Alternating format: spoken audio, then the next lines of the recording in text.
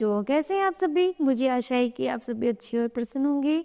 चलिए आज हम पढ़ते हैं पाठ 9।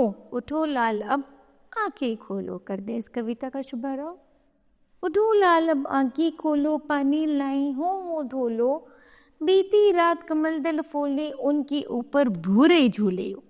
एक माता है, यहाँ पर कवि बता रहा है, वो अपने बच्चे को जगा रही है और कह रही है उठो लाल अब आंखें खोलो।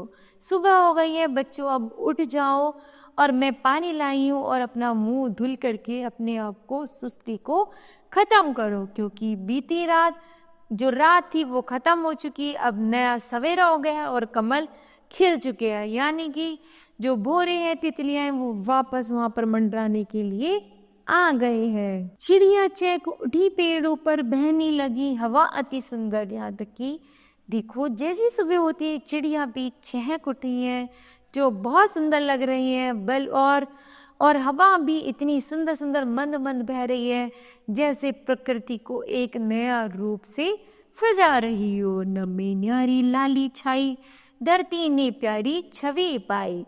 और जब सूर्य निकलता है तो पूरी धरती पर एक नई सी लालिमा छा जाती है।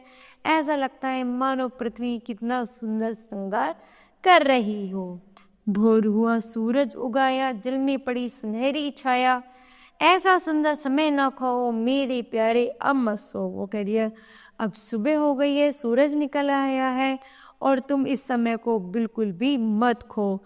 तुम देखो यह सुबह कितनी सुंदर है और इस सुबह में इस सुबह का एक जो नज़ारा है, जो प्राकृतिक वातावरण है, वो इतना मनोहर कर रहा है, इतना आकर्षित कर रहा है कि जैसे पृथ्वी ने अपने आप को एक नई तरीके से सजाया हो। तो वो कह रही है उनकी माता, ऐसा सुंदर समय न खाओ मेरे प्यारे, अब मत सो।